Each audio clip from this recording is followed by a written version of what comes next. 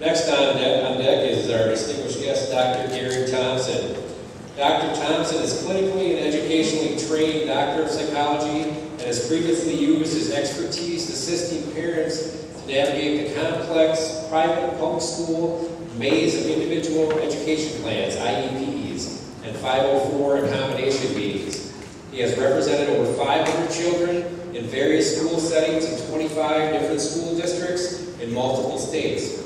Dr. Thompson received his Doctor of Psychology and Master's degree from Phillips Graduate Institute in Los Angeles, California, and completed his award-winning doctoral training, internship, and residency requirements at A Better Way Child and Family Services located in Berkeley, California.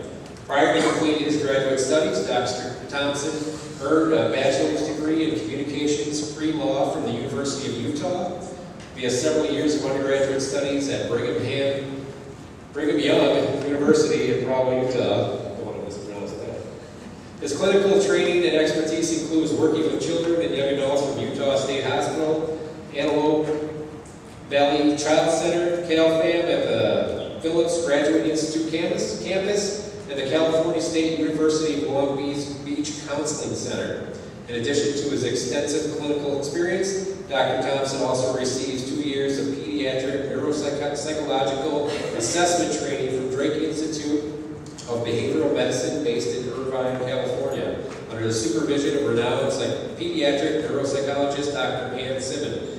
Dr. Thompson is also certified civil litigation paralegal with 10 years of litigation experience in a wide variety of legal settings.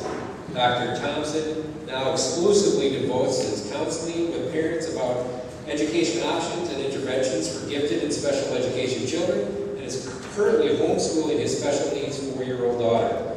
His wife, Dr. Frances Thompson, is a licensed clinical psychologist and current CEO of Early Life Child Psychology and Education Center. They are the parents of 4 children ranging from the age 3 to 25, and we just found out today, before he left, number 5 is on the way.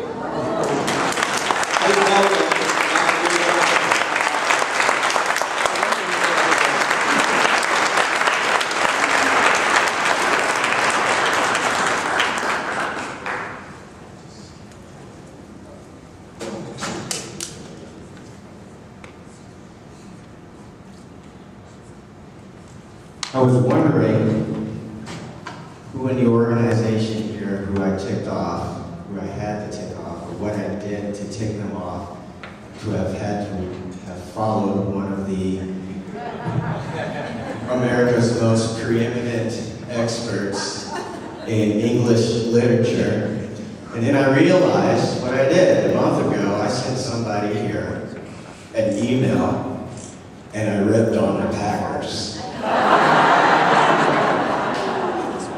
What are you, Tony? Yeah. That's a no-no in Wisconsin. Very much so.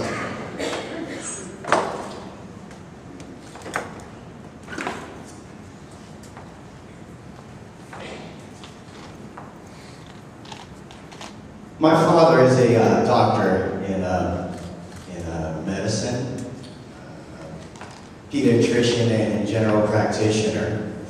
And when he came home from work all the time, I used to say, "Dad, how's work?" And he said, "I don't know, boy. I practice medicine." And for the longest time, I didn't know what that meant. And basically what he was trying to tell me is, in a field as complex as medicine, you never perfect the art of medicine. And the same thing goes with the field of psychological testing and testing. There's an art and a practice to testing. And when you don't do that, when you treat our children like numbers, we have the problems that a lot of schools are seeing now. When you have somebody testing your child, you want them to paint a Picasso. And and in our private practice, when they come into our office and they pay us money, You want a Picasso painted of your child. What you don't want is this. You don't want a stick figure portrait of your child's cognitive, academic, and emotions in terms of testing results. You want a Picasso. As a parent, I want a Picasso because I have some very unique kids. They all have very unique cognitive profiles. They're all unique emotionally. They all have very different learning styles. Two of them have specific learning disabilities or learning quirks, as we call them in our clinic. Every one of them has a high IQ. And for my kids, I want the Picasso as opposed to the stick figure. If you don't do this, there's harm, and I've written about the harm that can happen, and it's important because no parent wants an inaccurate picture of their child painted either by a private psychologist or public schools. And there are rules for that. In the private practice, given the high stakes, because you do want a Picasso painting of your child, because if you don't get that and you get the stick figure, then there's harm because it's inaccurate. And there are rules in our profession for this. And let me just get quickly to them. In the Code of Fair Testing and Practice in Education, as well as the American Psychological Association, there are just some bare basic rules that your school systems and politicians aren't telling you about. First thing with this Common Core test or any other test, the test must do what it says it is going to do. That is basic. Secondly, they must prove the test can do what they say it's going to do. It's common sense. In the private field, it's not only common sense, it's law. And not only that, you must acknowledge the limitations of a test. And you must have informed consent from the parents. But above all else, in our profession, do no harm. On the private practice side, for example, this is a test that we give to our kids. But before we give it to the kids in our community, the psychologists read what is called validity ratings.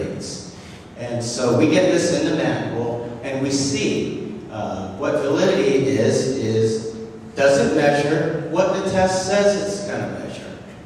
And as private psychologists, we read this, and we don't give it to your kids unless we have this validity study. It is the same thing with reliability. All that means is that's the degree to where the test can produce stable results over time. And finally, normative. What that means is it describes the precise characteristics of what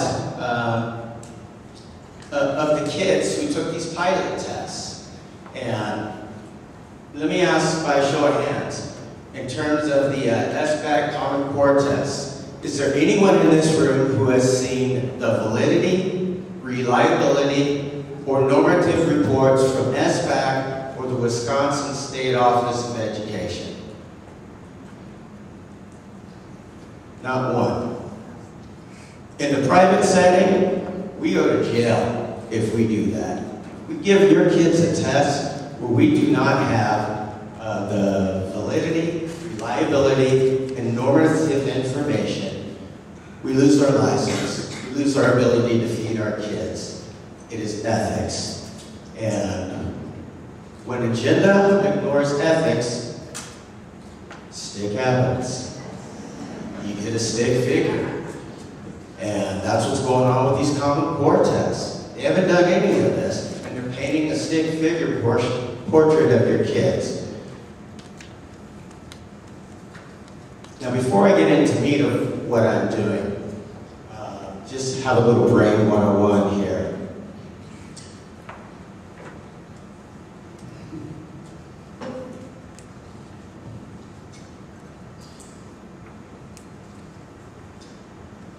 In the front of our brain, actually below in our brain, is something called the amygdala. It's about the size of our thumb. I want you to pretend this is our brain, and this is the front of the brain, this is the side, and this is the front. But underneath your prefrontal cortex is the amygdala, and it's about really the size of your thumb.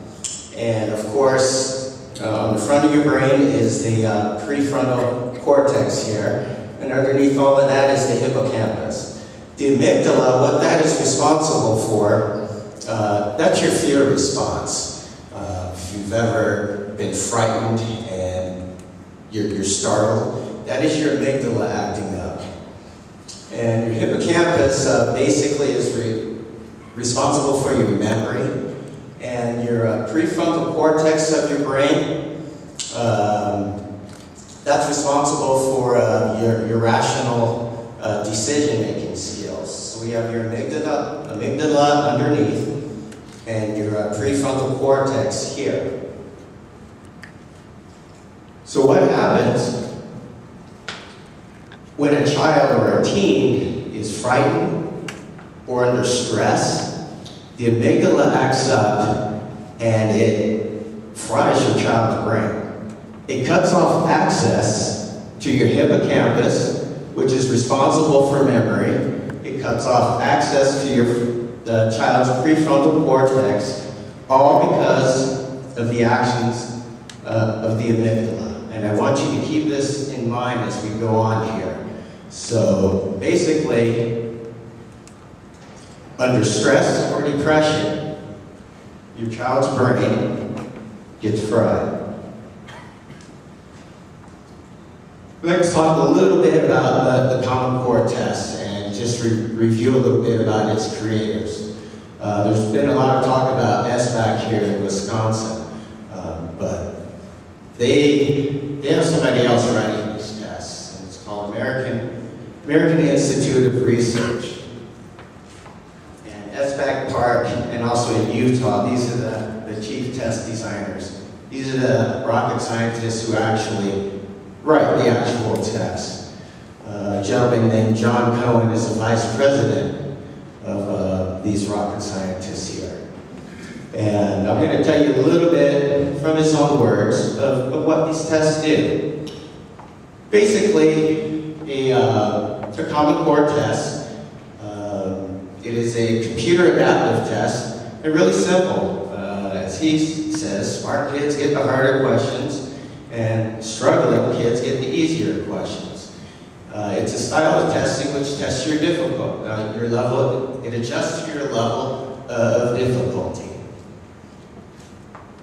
According to Ayer, he says, standards-based adaptation results in fair tests for students in all proficiency ranges, including students with disabilities. That's kind of nice because no psychometrician in the history of mankind has ever created the perfect test. AIR seems to think so. Somebody else in this state seems to think that we have the perfect Common Core test. The Wisconsin Department of Education, on their website, they're talking about the test. Smarter Balance is developing new assessments that measure the Common Core and help all students prepare for career and college readiness. On the same website up here, my test results will be accurate regardless of my ability, disability, or proficiency in English. So, American Institute of Research has said, we got a perfect test. Wisconsin, what do you guys call it here? Wisconsin Department of Public Instruction. Well, Dr. Evers says, we got the perfect test. It can help all kids, Black, Latino, white, disability, all kids. Let's see what peer-reviewed research says about that. On this entitled article, I'll just go through some of the things that Common Core tests. Research has demonstrated that there's some adverse effects. Illness, anxiety, heightened stress. Anxiety and stress. Do you remember what happens to your child's brain under stress?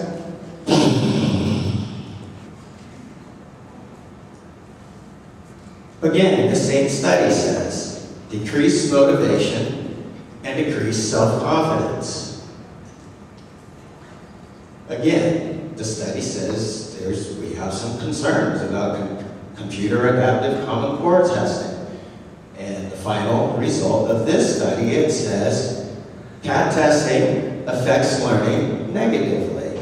And so in quick review, peer-reviewed research says Common Core testing causes illness, anxiety, decreased motivation, heightened levels of stress, and their final conclusion, core testing affects children's learning negatively.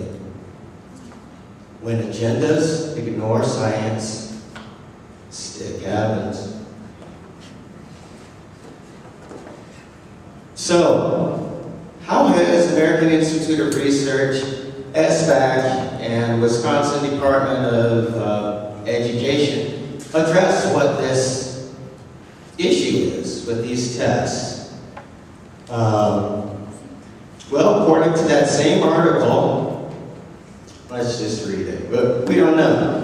There's no mention of research plans by either consortium to look into the role that individual differences play in performance of planned assessments. In other words, they ain't doing nothing. They know about all this, what I told you, but they're not telling you.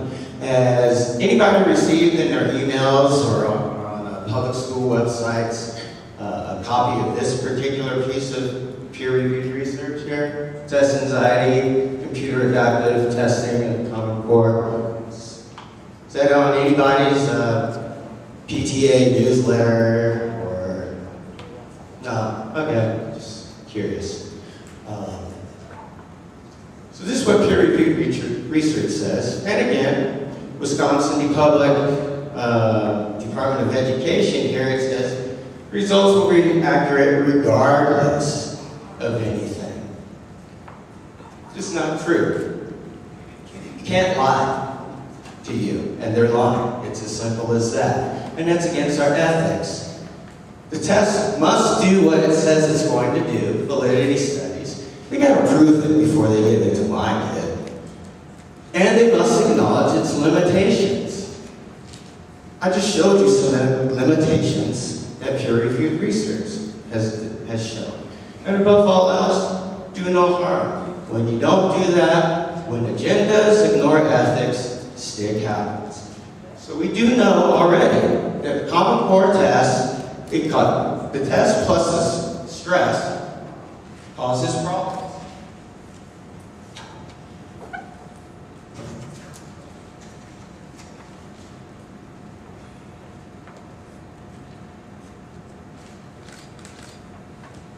What other factors are there in a kid's brain that can cause your children's brain to fry, basically? According to more research, peer-reviewed research, in this particular piece, it basically states that the overwhelming experience of negative emotions of anger and nervousness.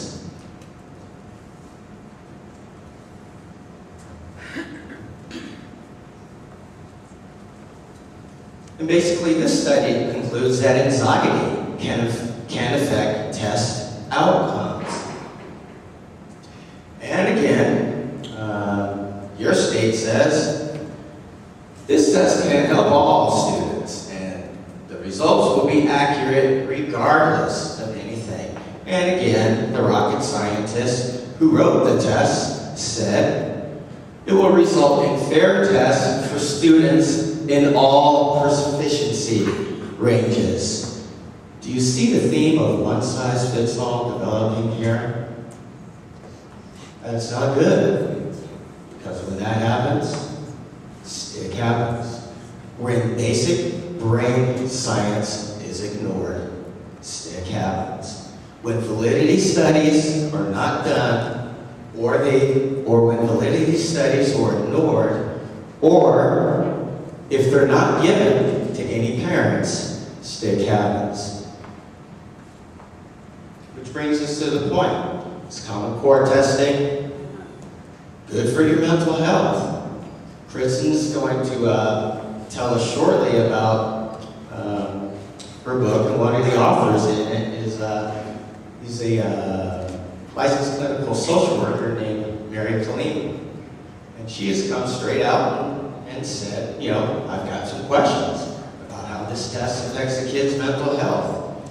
And as I taught you earlier, she says young children can't engage in this. That would require a fully developed prefrontal cortex, part of your brain. And as I stated earlier, that's responsible for critical thinking, rational decision making, and Common Core asks for these things prematurely on a lot of these kids. And she basically came straight out and said, I don't think these tests, they're not meant, I don't know what they're measuring, but it doesn't measure learning, but rather resilience and endurance. Think about it. You got a kid who's sitting there for 90 minutes, and you don't do well on this test unless you can sit there and focus for 90 minutes.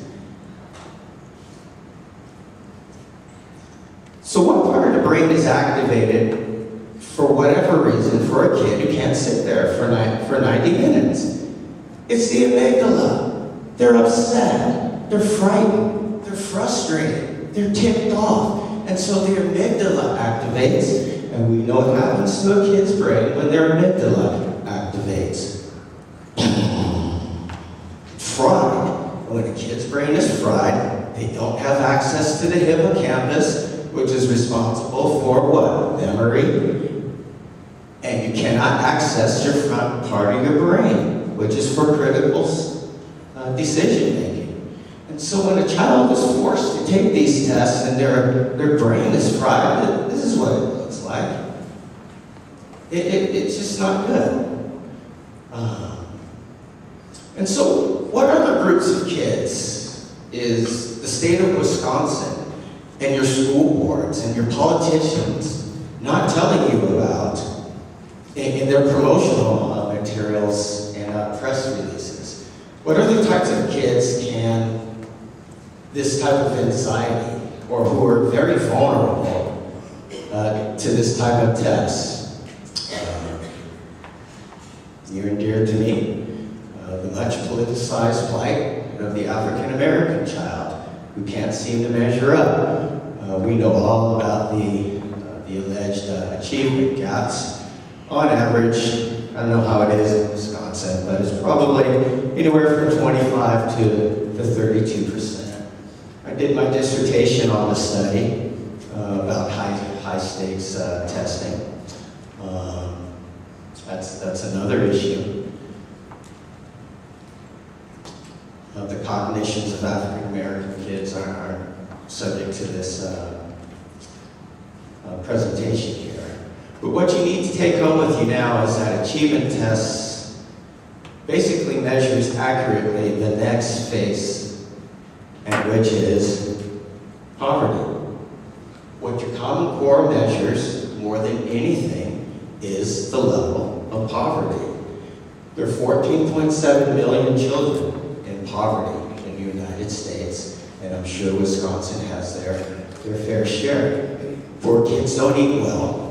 It causes the brain not to develop properly. Poor kids have, just not a fun situation for them. In Los Angeles, 80% of the kids in Los Angeles Unified School District are in poverty. I spent my doctoral career training in one of America's most violent urban districts in Oakland. And it was just an experience that I'll never, ever forget. Poverty in America now does not have a color barrier. Poverty reduces the way a brain can get stimulated. By the age of 4, the average child's brain under stresses of poverty is shutting down. It's not growing. Poverty destroys the calming effect of a stable family. And we all know what happens to a kid's brain that is not in a stable family and that is under stress. The chances are SBAC, Common Core, tests accurately measuring the achievement level of a child in poverty is statistically zero, nada. What about this group? Kids with disabilities. I'm not really going to get into it, but we all know we have a mental health problem with our children and teens. Depression, anxiety, bipolar, ADHD, psychotic, mood disorders, and suicide. Our kids are under a mental health siege. And what about learning disabilities, or learning quirks, as we call them again in our clinic? Here are some faces of some people that you may have recognized who have learning disabilities. Steven Spielberg, who was diagnosed at the age of 60 with dyslexia. Muhammad Ali, barely graduated high school. This is cool. Albert Einstein didn't even learn to read until he was 9. Imagine him sitting on one of these Common Core formative tests.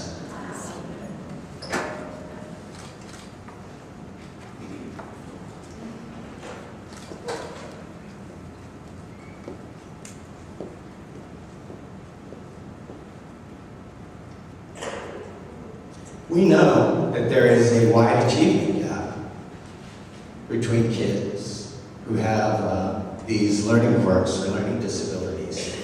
As much as 27% in math and reading. But what is on your district websites is that every one of these kids must sit down and take this test, unless they have what they consider a significant cognitive disability, which basically means they have an IQ of 30, or they have gotten to a severe car wreck. But other than that, this is a list of all the kids who must take this test. You can't opt out. Autistic, depressed, highly anxious, trauma victims, kids in high stress with poverty, African American, Latino kids, reading disorder kids, math disorder kids, dual exceptional, gifted plus learning disorder, kids with ADHD, kids with psychotic disorder, kids with mood disorders, including if your kid's suicidal, they want your kid sitting down at that computer to take that test. Einstein pretty much got it right. They're not worried about helping these children. But our U.S. Secretary of Marty Duncan, Mr. Duncan's statements regarding children with disabilities and other things, we know that when students with disabilities are held to high expectations, they excel. That is without question the most neuropsychologically inaccurate, dangerous statement and directive ever made by a Secretary of Education in the history of the United States of America. But yet the designers of the test are going along. These are fair tests for all students. Your school district, State Department, Mr. Evers here, these tests were result, and they're just perfect. What about Wisconsin's Disability Rights Center? The disability rights people of Wisconsin believes they created a much higher bar for the academic achievement for students of disability about their accompanying assessments. I don't know about you, before my kid with a disability or a learning quirk or ADHD or is gifted or is autistic sits down for 13 hours of testing, I don't want belief. I want proof. They're called validity studies. There's no belief when it comes to this, because the test must do what it says it's going to do. You must prove it before giving it to our kids. You must acknowledge the limitations of this test, and above all else, you do no harm. So, which leads us to the conclusion here as I get ready to if there are research-based doubts regarding what Common Core tests can accurately measure, then what are these people actually measuring? I mean, we know in common sense, if you're depressed and all these other things, that the test can't measure achievement. What are they doing? John Cohen said, you just gotta read this. When you are using a test for accountability, you're not really using it to measure the kid. You're using it to measure the school, the teacher, or district. I want that to sink in. The test your kids are taking, they are not, they're not being tested for academic achievement. And it makes sense given everything I talked about. What basically the tests are invalid for over 70% of these kids. So what are they using it for? From the creator himself. They're using it to measure the school, the teacher, or a district. And so if you're a school teacher and you know that they're giving an invalid test that 70% of the kids can't handle, and you're judging your job performance on it, and you're not out protesting Common Core, wow. Mary Kalina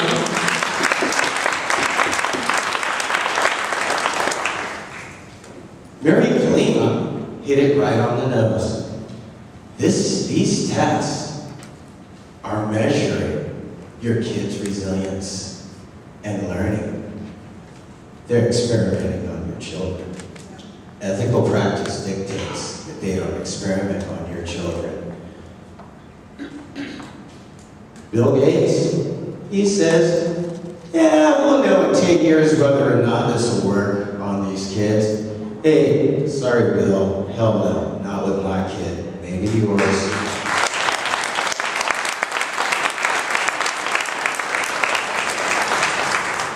Why, Bill? Because of laws and ethics. The test must do what it says it does. You must prove it before giving it to my kids. You must acknowledge the test's limitations, and above all else, do no harm. I'm just gonna fly through a couple of these and just tell you straight out. What's developmentally appropriate practice, not what's going on in school. Kids, especially kindergartners, first, second graders, they need to play. They need to wiggle around, they need to get dirty. They certainly do not need to be taking any type of standardized testing whatsoever. We do have a crisis in kindergarten. If you have a kindergartner sitting in a desk, taking any type of standardized testing and doing anything but play, get him the heck out of your schools. 500 educators and mental health professionals signed this letter, basically stating that we have grave concerns with what's going on in our public schools. Really quickly, what's going on with Common Core math? I don't know a lot about it. This gentleman did. Dr. Scott even mentioned him. Dr. James Milgren. Stanford School of Medicine came out with a new study which shows how we need to memorize. Because we've talked about it. This is a child's brain solving mathematical equations and the different areas lighting up. The hippocampus, which we talked about, and the prefrontal cortex. Basically, the keys to learning math are memorization. It builds connections to the hippocampus, and it prepares the brain for higher order learning. Basically, Stanford University says, what's going on in public schools, it disorganizes the young brains to the point where it can lead to lifelong math impairment. Confusing word problems contribute to brain disorganization. Kind of something like this. Juanita wants to give bags of stickers to her friend. She wants to give the same number of stickers to each friend. She's not sure if she needs 4 bags or 6 bags of stickers. How many stickers could she buy so that there are no stickers left over? Brain disorganization. Stanford University says it will cause impairment and brain disorganization.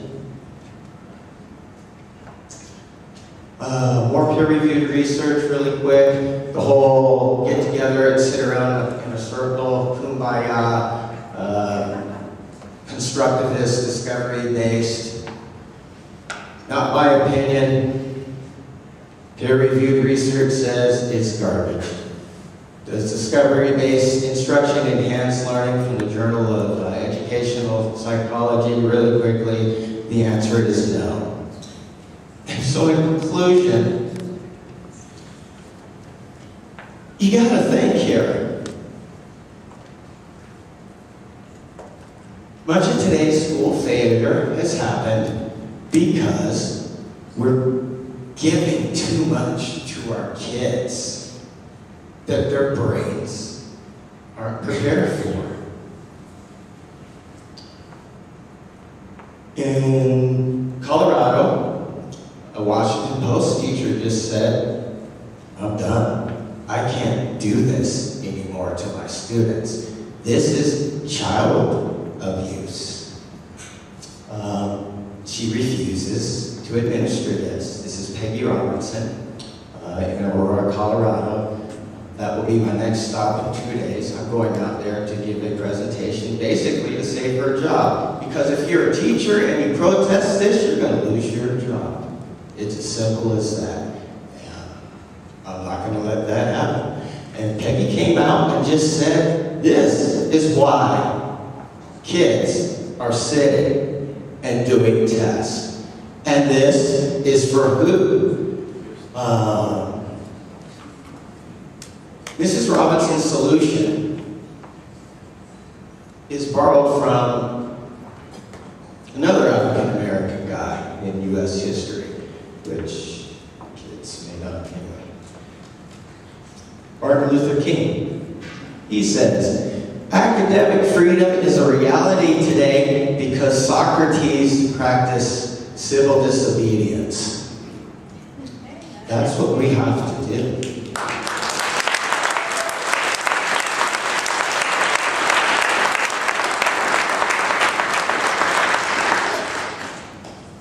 My child needed to, she has obsessive compulsive disorder. She's a very gifted student, but she has a high anxiety. She came up to me and asked me to drop a class, permission. And school said, no, we don't think it's in the best interest of your child. And I'm like, Oh, really? That's why they ended up on the front page of the Salt Lake Tribune, because parents are and must always be the resident experts of their own children. We do know anxiety disorders, especially women. They can not only lead to depression, but they lead to eating disorders, such as bulimia and anorexia nervosa, which can be fatal. When my daughter was 7 years old, she wrote this drawing for me. If you look really closely, it's a tornado, and that's the world down there. And you see this tornado swallowing all these people. And on top here, I said, Andy, what is that? And she said, Daddy, that's me smiling on top of the tornado, and that's you holding my hand. It is our responsibility.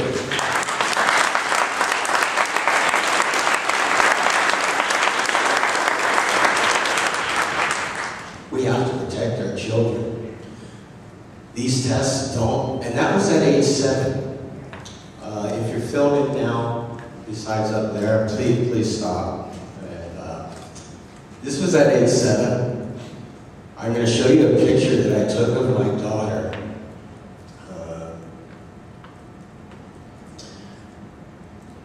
A half an hour after she took the ACT. She's 17 years old, confident, beautiful. Took this standardized test, and nobody knows their children better than their parents. If we don't stand up for our children, then we don't stand up for anything. My final message to you and to state education, educators, politicians who are here, board members, and Arnie Duncan. You can't take care of or educate my babies without a firm commitment to ethics and a healthy respect for the complexity, diversity, and divine nature of my children. Stop abusing our children. Parents are and must always be the resident experts of our children.